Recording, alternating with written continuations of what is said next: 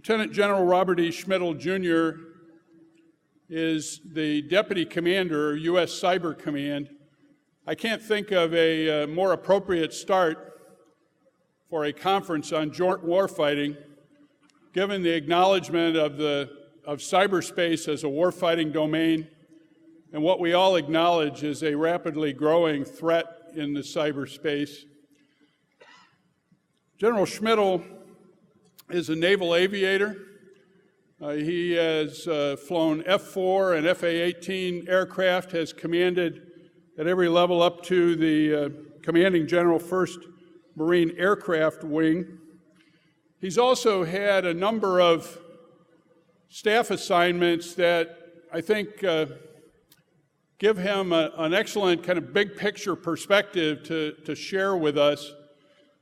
He was involved intimately in 2 quadrennial defense reviews. The 2010 review, he was the Marine Corps lead.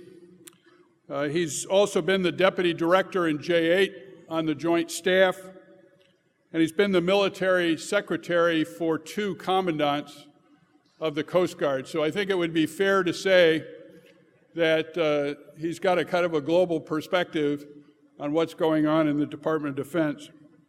He's also incredibly well educated both in civilian and military schools, and I guess because he doesn't have enough to do, he's working on his PhD at Georgetown as we speak. So without further ado, Lieutenant General Robert E. Schmidle, Jr.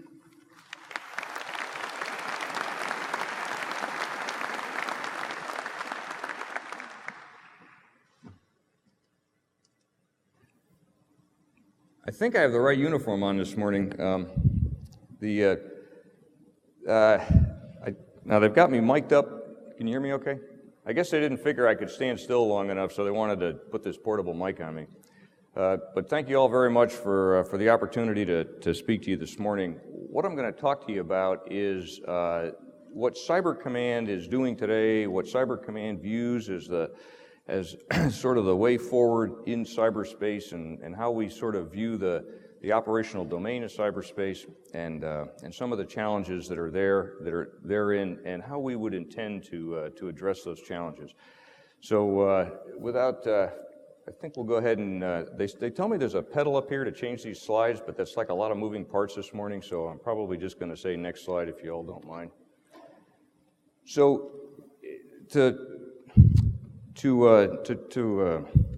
continue on with the introduction, joint warfare, cyberspace really is that way, and it's that way for a number of reasons. First of all, the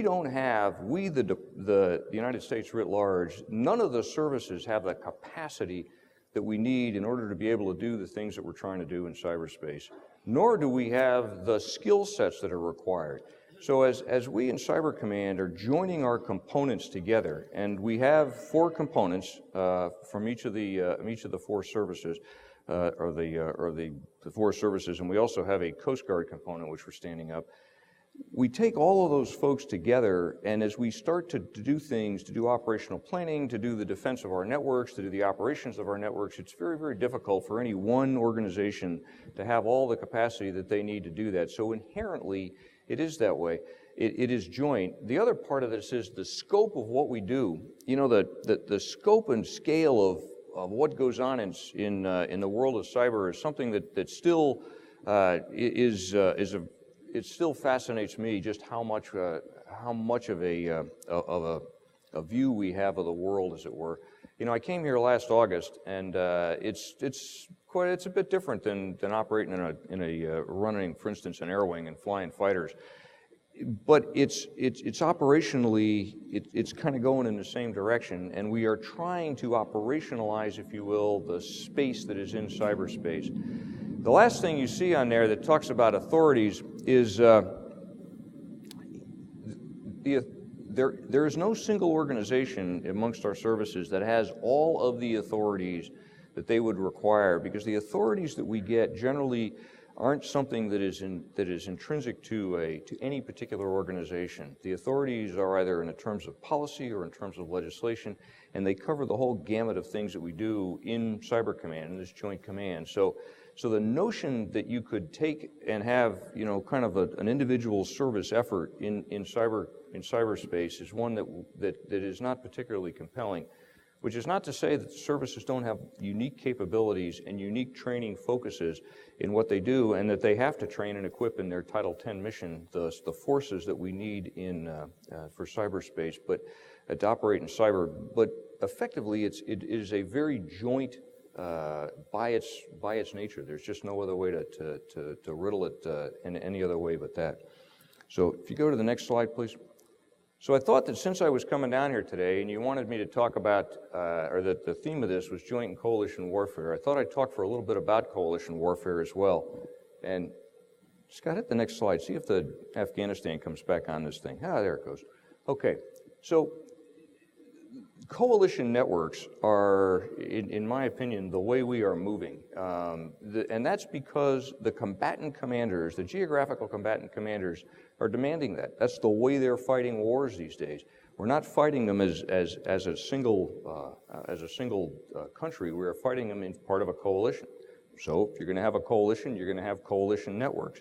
And so the challenges with doing that, of course, are that, that they're compatible in terms of the kinds of technology that you're using, that also that they are compatible in terms of the security framework and the architecture for those networks. And that can, quite frankly, can be quite challenging. So, you know, the network start, as it shows you on one side of the slide, from the sort of the traditional Five Eyes relationships that we have, to expand to NATO, and then from there to the Afghan mission network, where there's some 27 countries that are part of that network.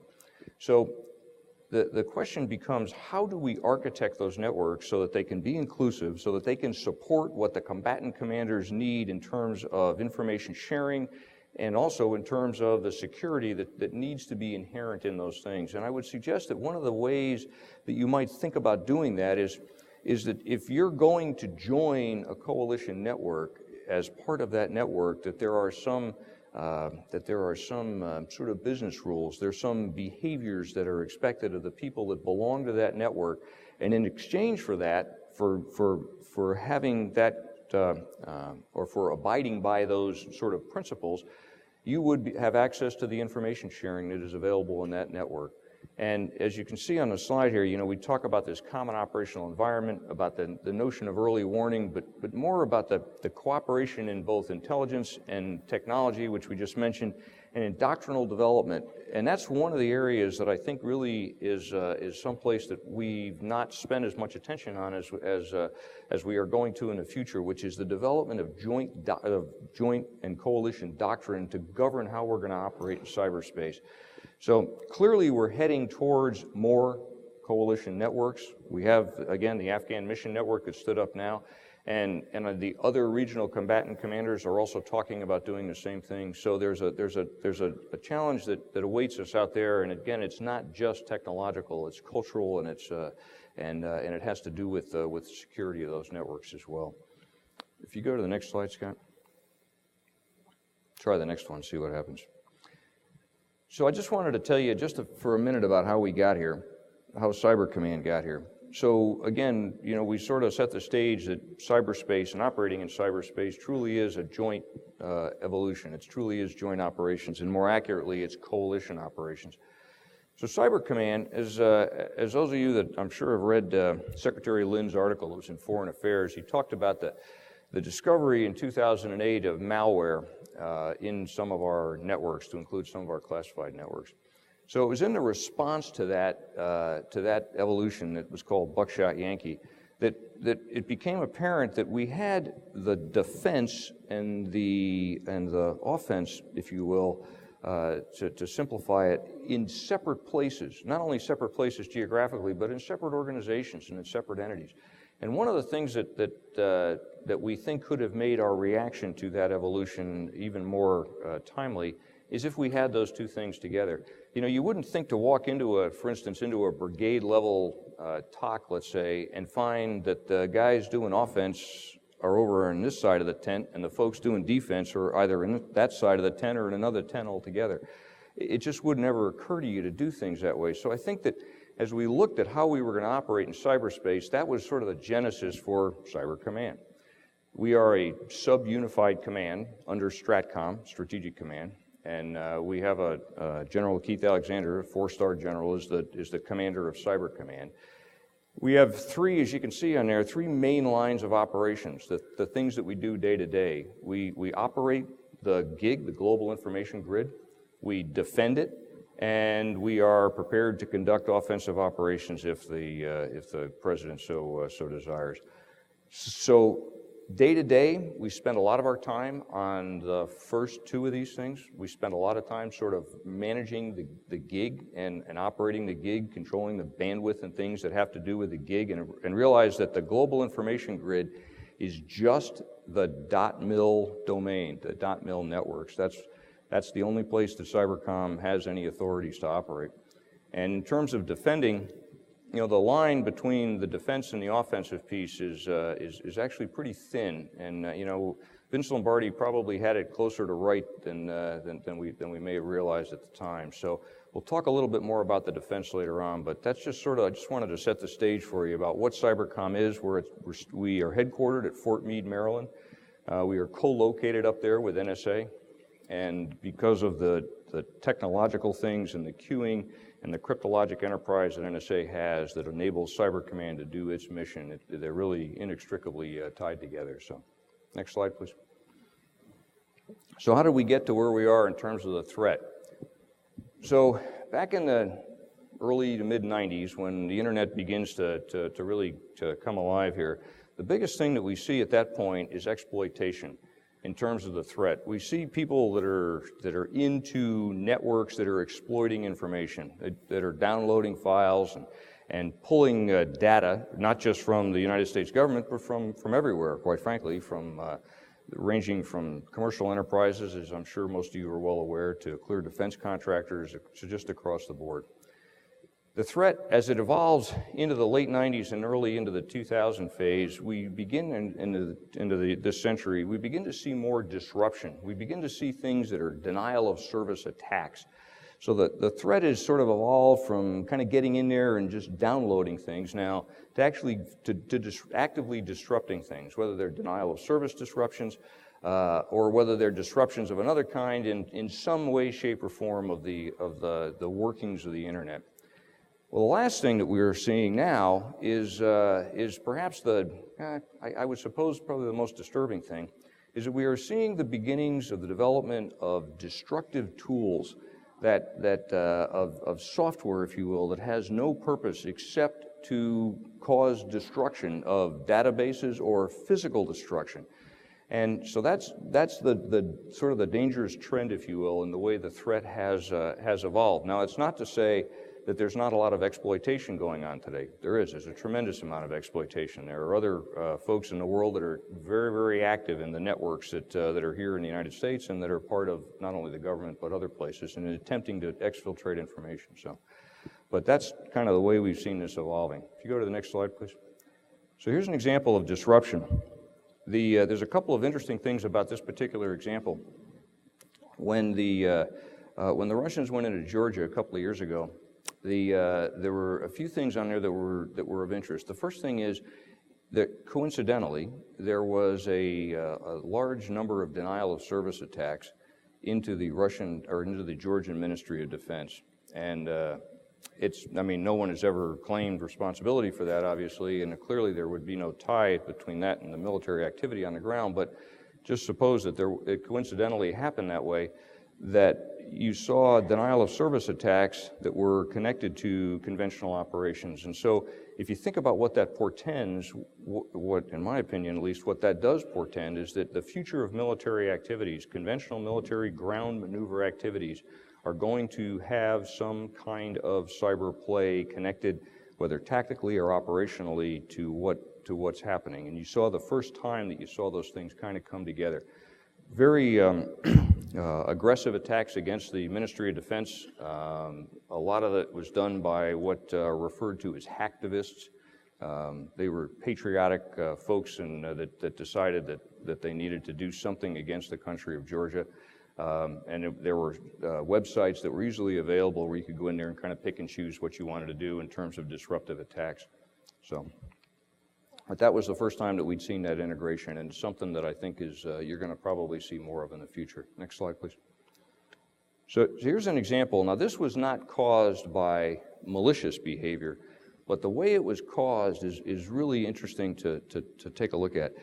There is these things called SCADA, and you can see that we spelled the acronym out there, but a SCADA system is something that controls an electric grid, for example. It controls power in a grid, and it controls about everything that there is in there, how much output there is, what the amperage is, et cetera, et cetera, et cetera.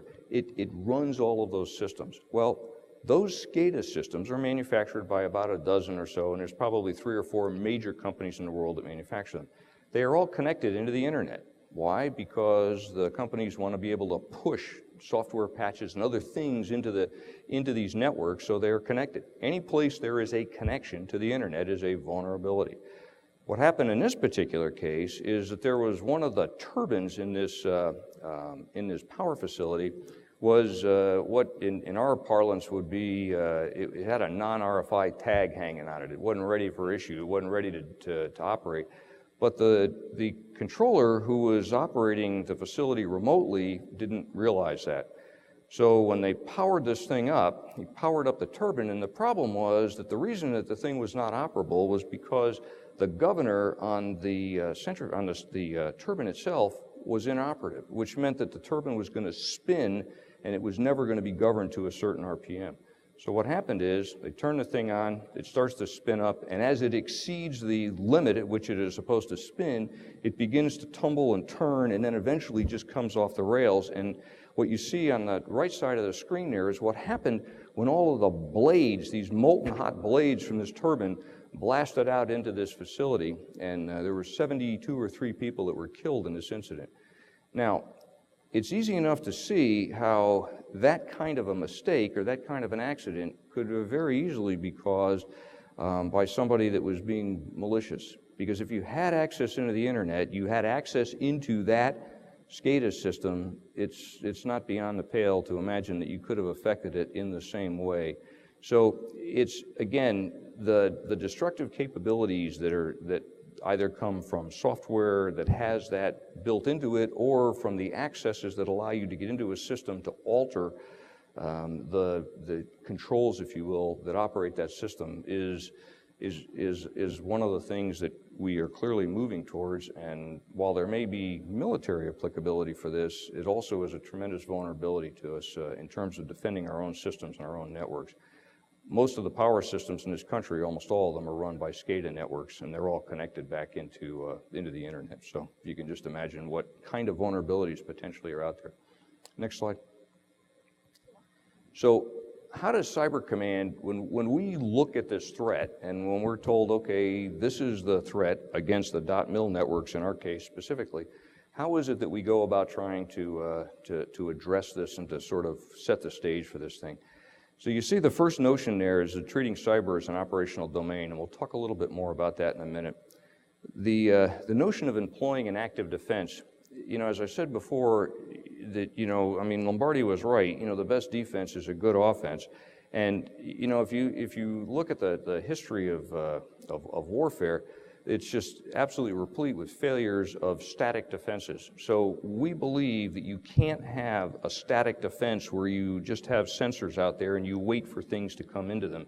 That you have to be out in the networks, and the expression that we use is hunting, where you're actually actively going after malware and looking for things that the sensors may have missed, or to try to find them before they get to the boundary. And we do that, we can do that on our .mil networks, but that is, in our opinion, a part of any defense. The extending protection to the critical infrastructure, this is still being kind of worked, but the bottom line is that there are critical pieces of our infrastructure that are critical to the national security that need to be robustly defended against the kinds of threats that we just talked about. The notion of collective defense goes to what we talked about before with regard to coalitions. There is a collective nature of the way we have to defend ourselves in cyberspace, and it just bodes for more of that kind of involvement. The notion about operationalizing cyber, I'm going to talk to that a little bit here in a minute, and about how we sort of see, I'm trying to operationalize it and to demystify it and to put cyber in the terms that warfighters and operators would be comfortable with. Building a common operational picture. You know, we've been hearing about this COP, this common operational picture, for God, as long as I can remember. We're going to have this picture that's going to, you know, this sort of omniscient view of the battle space. Well, we don't have one of those in cyber right now, and it's got as many technical issues as other issues with trying to bring all these data feeds into one place so that we can actually have visibility over the various things that are occurring on the net and in cyberspace, not just on the blue side, but the red side and the gray side and every other piece of that thing. And that is a focus of main effort for us right now, that to try to build that cyber operational, the common operational picture in our Joint Operations Center up at Fort Meade. Increasing the capacity of the services. We rely on obviously on our service components to build capacity for us to be able to address these cyber threats, and the services are working very, very hard at doing that right now, and they're increasing the throughput of people. And it ranges from folks that are right out of high school, that go to right out of boot camp, and they go through a series of schools to learn how to operate on the net, to kind of drive the mouse and do those kind of technical things. It runs the gamut from those folks to captains and majors that are coming out of postgraduate school with advanced degrees in computer science that can help us build tools and the kinds of technology that we need on the net. So there's a wide variance of the capacity that we need to build.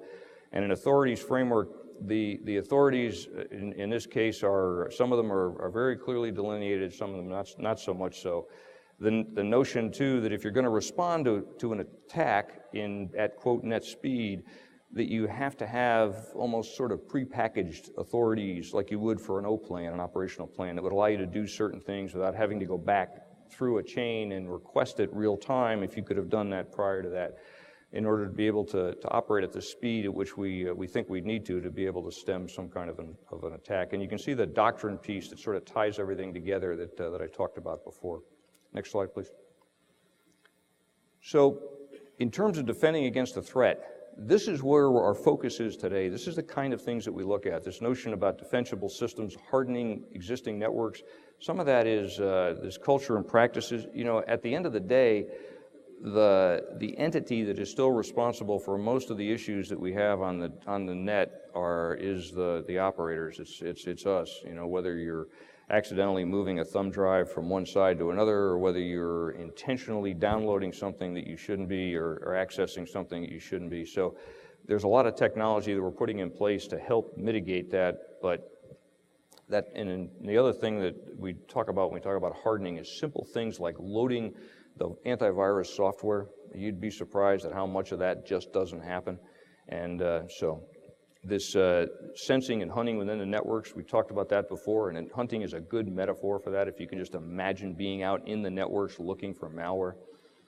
Mitigating threats on the boundary, and this tipping and queuing in real time. You know, we have a signals intelligence network that allows us to tip and queue, if you will, from other sources to load into our sensors to tell us when there are things out there that may be coming our way. And that's a very, very big part of the way we defend. And then this response at network speed is, a lot of that is having the authorities, the TTPs in place so that we can respond to it at that sort of speed. So, next slide.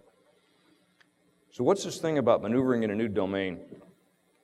So I asked the folks to put some slides together, and we wanted to talk about the relationship, or the kind of the similarity it has to the air domain. And we had a picture in here a couple of days ago of a Squadron 251, which happens to be the squadron that I commanded, which also happens to be the squadron that Tom Wilkerson also commanded. He and I have that in common. But somehow that didn't make the final cut. But the notion was that when we started to fly in the air, before we did that domain did not have the value to us that it had once we began to operate in the domain. So this, in the same sense that we are operating in cyberspace, it was not a thing before then. It was an entity that didn't really have any value to us. The difference, of course, is that in the domain, you don't change the domain of land or sea or air, by operating in it or on it or with it. But when you operate in cyberspace, you do change the domain. Every time you plug another unit into that thing, you change the characteristics of the domain in which you operate. And that in and of itself is a notion that I don't think that we've completely gotten our heads around about exactly what that means, that we have the ability, if you will, to influence the domain in which we operate in a way that we don't with the others. So there are some similarities that do work when you look at cyber and compare it to other domains. But as you can see in the bottom right corner, where I think this is evolving to, is that it's just a different way of thinking about how we affect the atmospherics in which we operate. So if you go to the next slide, please. And as an example of that, so on the top of this slide, you see this notion of the geographic environment. It's a couple of maps, right? So, and everybody, most of the folks in this room have probably some experience with this. So you've got the center map up there that talks about the physical space in which we operate. The bottom map there is, and I put that in the other day, designed to kind of give you a little bit of a sense for the regional domain, if you will. You know, the way the combatant commands are set up today regionally. There's regions of the world in which a combatant commander has, or over which he has purview. Well, cyber, of course, is a domain that doesn't understand geographic boundaries. It's a domain that crosses geographic boundaries with absolute impertinence, if you will. You don't know when you launch an email where all those packets are going to go. You don't know if they're all going to go in a single file to one place, or whether a router is going to break them up and they're going to wind up going all over the globe to reassemble somewhere else. So the notion that you can have some sort of geographic sovereignty, whether that sovereignty is nation-state sovereignty or that sovereignty has to do with the purview of a regional combatant command, is an analogy that begins to if not completely fall apart, it has some vulnerabilities when you begin to apply cyber to it. So there's a couple of things that are at work here. One is the authorities. So if we look at the authorities that we have in terms of what we do in cyberspace, and those authorities are based on the notion of a geographically sovereign country, then that will be challenging if, in fact, cyberspace doesn't sort of comport with that.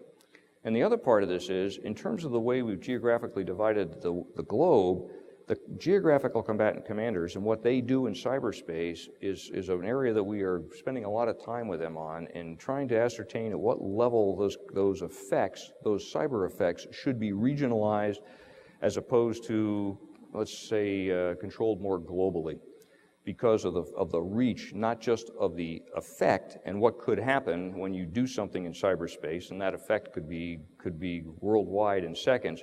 But in terms of the way you might try to command and control those effects, if you had an expectation that you could keep those effects in a particular geographic area, then that might sort of portend towards a more traditional command and control structure.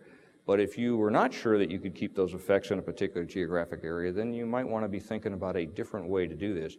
And that may be by geography, maybe. It may be by the type of effect, tactical, operational, and strategic. There may be some temporal sense of this thing. Maybe we do this by time is how we deconflict this. So we're not quite sure, but we're working our way through that. Next slide. So this is a physical maneuver, okay? The whole notion of maneuvering in cyberspace, I think, has some similarities to what we would refer to as maneuver warfare in terms of the agility and speed that we have to operate at. So what I'm trying to do here in the next couple of slides is to sort of lay out the similarities between the two of them in a way to think about it. So if you think about physical maneuver in this more traditional sense, and some of you may even recognize the icons on this map and where it's from. If you go to the next slide, please. So how does that relate to this? This is a Linux kernel, if you will.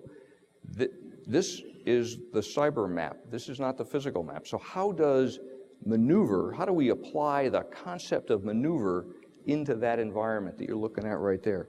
In an environment that doesn't have the traditional kind of high ground and go and no-go places and things like that we are used to dealing with in the operational world. Well, maybe it does. Maybe we just have to, maybe that analogy will work, we just have to think about it a little different conceptually. So if you go to the next slide. So maybe if you imagine it looks like this. So if you can imagine that cyber environment, if you put that in a three-dimensional sense and you think of it in terms now of trying to apply the concept of maneuver, of ground maneuver in cyberspace, so instead of going around this particular hill or mountain or coming and doing some big Schwuppenhausen into the valley of death up here, perhaps what you're doing in cyberspace is you're going from an IP to something else. And so what it looks like on a screen is a bunch of green X's and O's and numbers on there, but the person that's sitting behind the screen, it means something different to them. And maybe the visual that he's got in his head is similar to what you see on that screen there. So as a way to conceptualize what we do in terms of maneuver, I think that might be an appropriate way for us to think about it. Next slide. So where do we see the future? What are the challenges that are out there?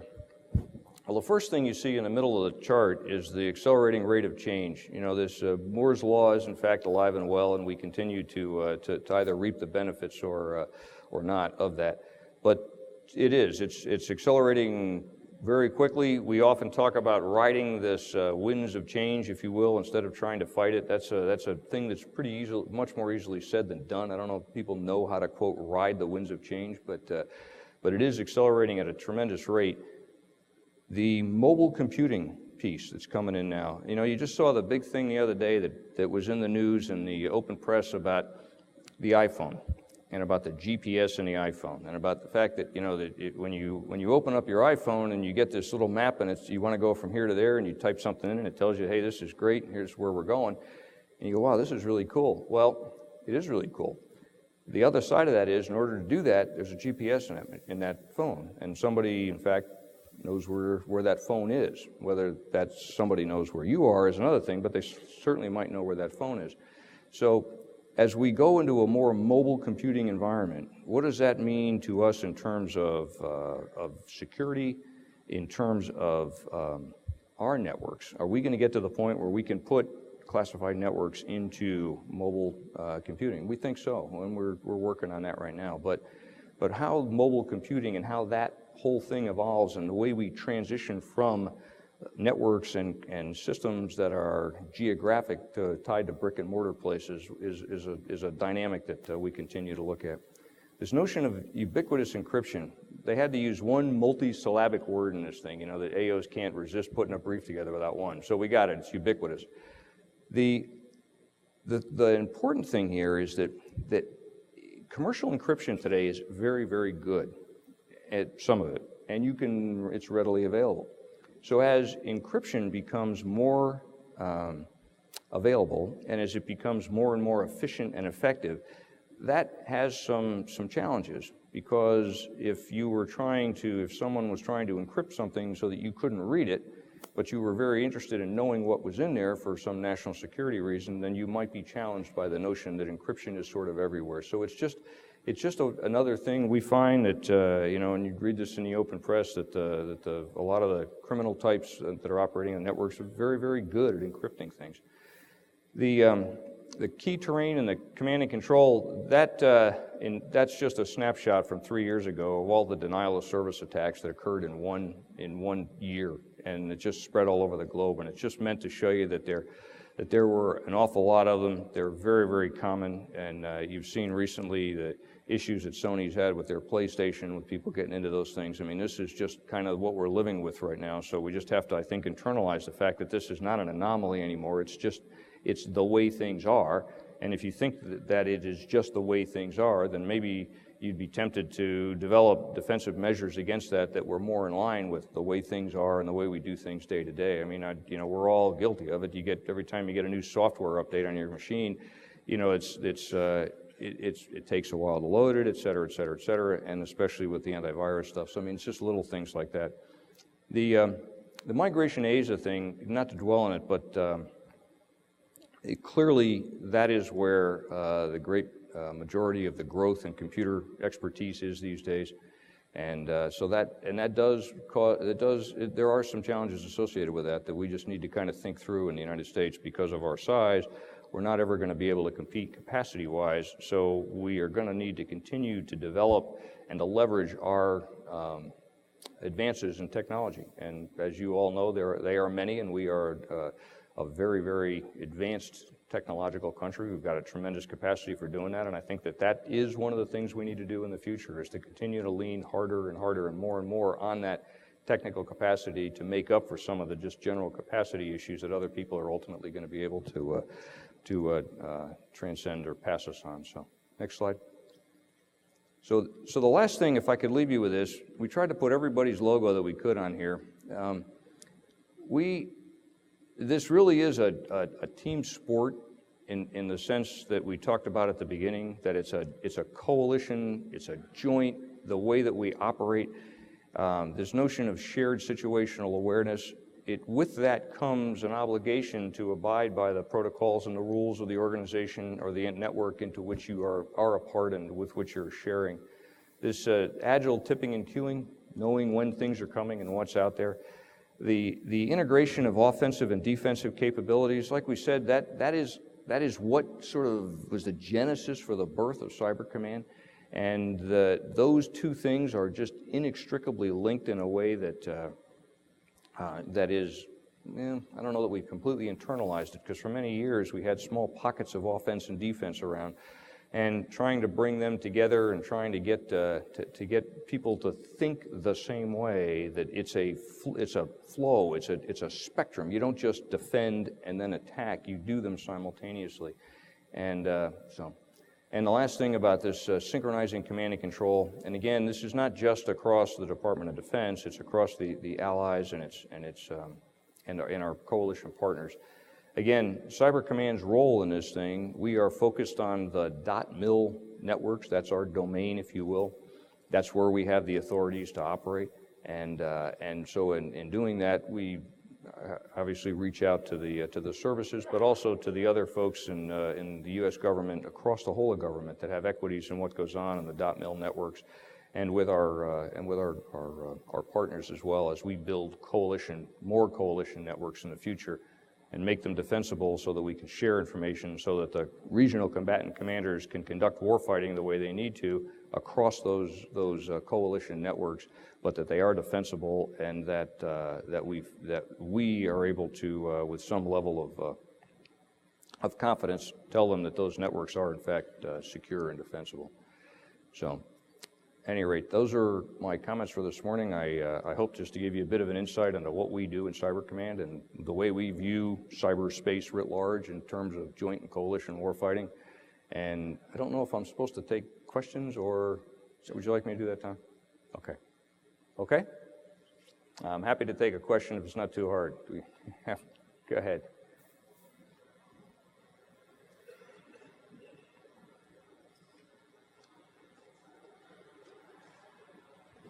Good morning. My name is Terry Casto. I'm an Intel Programs consultant.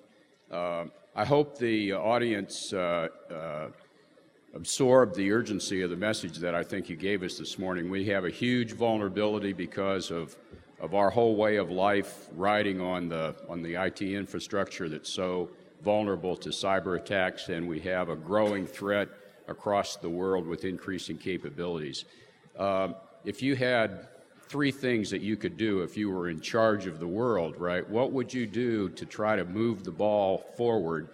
My sense is the needle is moving, but it's moving slowly. What would you do to try to accelerate the process to get us to a more secure position than we are now? Well, I think that, so the question was, what would be the things that I would want to do now to make the networks, to get us to a more secure place? So I think I would probably start with this notion of the culture, if you will, the culture that surrounds the way we understand security practices, to realize that they're not an annoyance, that they're just what we need to do. That would be the very first thing I think that would move us down that road. The second thing is the way that we think about the technology that we use to help us defend. it seems to me that we can and we should and we are at the same time that you build defensible networks and that you're able to defend, you also, that it's not a question of whether you do that and you have to have some issues with privacy. I don't think that's it at all. And I think that you can retain the sense of privacy that we have and personal freedoms in the United States and still have a defensible network. I think the technology is out there that allows us to do that.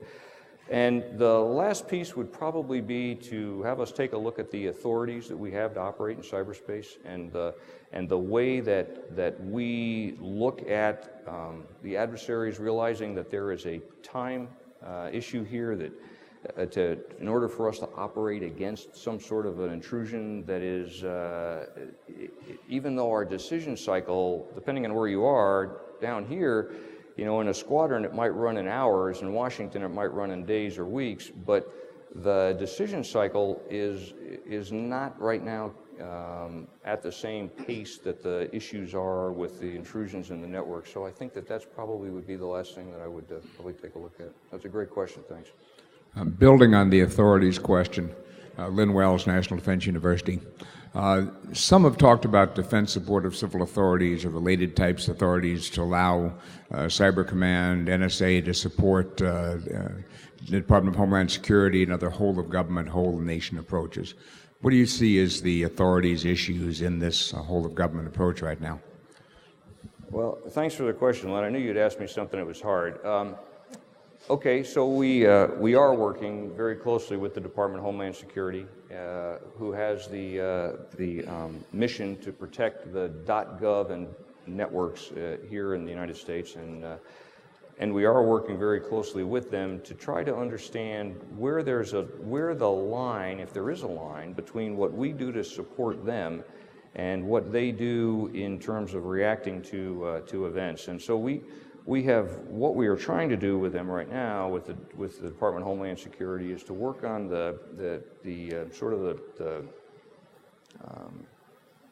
TTP kind of things, the sort of the concepts about how we're going to operate together prior to something happening, which is, I think, where we want to focus. We want to be able to get out in front of a threat, if you will, or a potential threat, in a way that would mitigate us having to sort of deal with a cleanup in aisle 9 after it's already happened. Because the issues with cyberspace is that, unlike a sort of a more traditional disaster, if you will, you know, a hurricane, the levee breaks, et cetera, we react to that. Well, if you had an incident in cyber that was, that, for instance, maybe affected all of the financial networks or all of the electrical networks, it's much more difficult to go in there and try to clean that up after the fact. So we are, in fact, moving that ball downrange.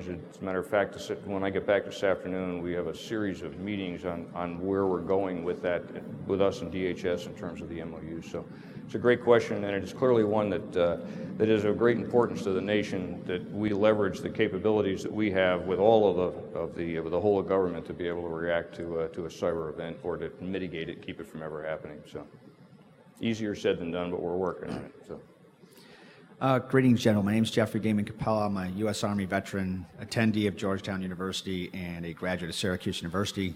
I just wanted to first thank you for extending us here at this conference, the courtesy of your time. I know you must be very busy.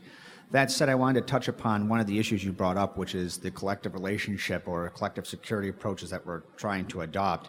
In that, the two questions, well, I got kind of a two-part question. One, what anticipatory strategies do you foresee being included to insulate such collective endeavors from the pitfalls that undermine collective approaches traditionally, which is like examples to include the prisoner dilemma, state or non-state spoiler-free rider issue? And two, in the mitigation to Asia issue, what anticipatory strategies do you foresee would be desirable to insulate against, say, increased insider threats, with the United States being dependent upon more foreign sources of human capita?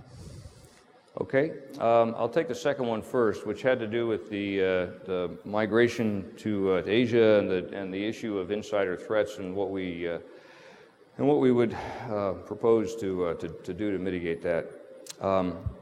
So there's a lot of technical things that we are doing now with our networks, with the .mil networks, things that we're loading in those networks that will tell us instantly about activity in that network that is not judged to be the kind of activity that we want to occur on those networks. In other words, people that are doing things they shouldn't be doing, whether they're downloading things or otherwise. So there's some of the technology, and as I mentioned before, we're leaning very heavily in that direction because in many ways, in order for us to have the kind of reach and scope across our DoD networks that we need, we have to have the technology there to do a lot of machine-to-machine kind of queuing and tipping of the threat that's out there. The first question, if I got what you were asking me, and correct me if I'm wrong, please, you were trying to understand what we saw as the vulnerabilities in terms of trying to build these cooperative networks and bringing people in them.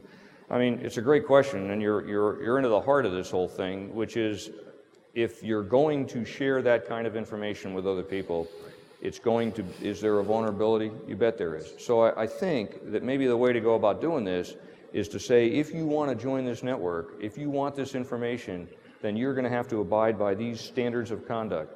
And perhaps as people realize just how important it is for them to have access to that kind of information and to be part of that, you may be able to change the behavior of some folks that wouldn't be so inclined, which is not to say that Ronald Reagan was wrong, but you can trust but verify at the end of the day is probably a good way for us to look at that. So thank you. Okay, one more question they tell me. Just one last question. It's Paulo Amaral, I'm from the Portuguese FCA chapter. I have a doctrine question, which is the following. Our enemies will develop technology to attack us that we do not know about. Wouldn't it make sense to include strong ties in the doctrine that is being developed to the intelligence community?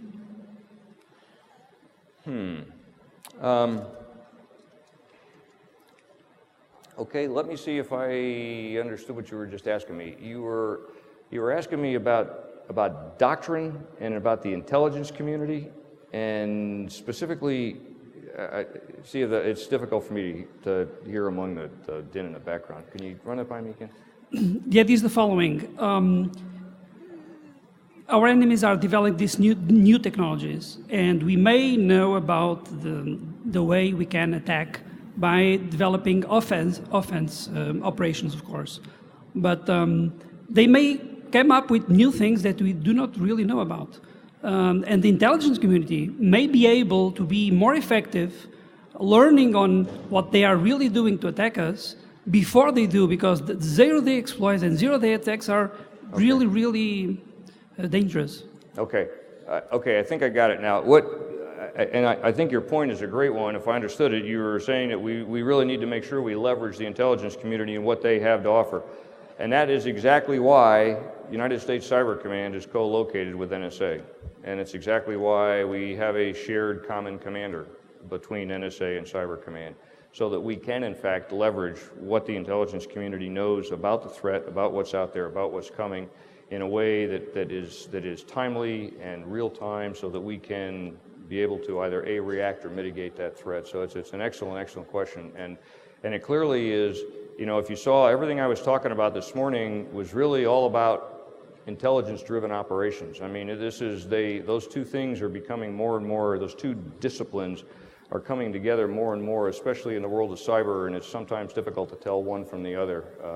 A lot of the officers and general officers on my staff are intelligence officers at Cyber Command, but bring with them that breadth of operational knowledge. So it's a great question. Thank you very much.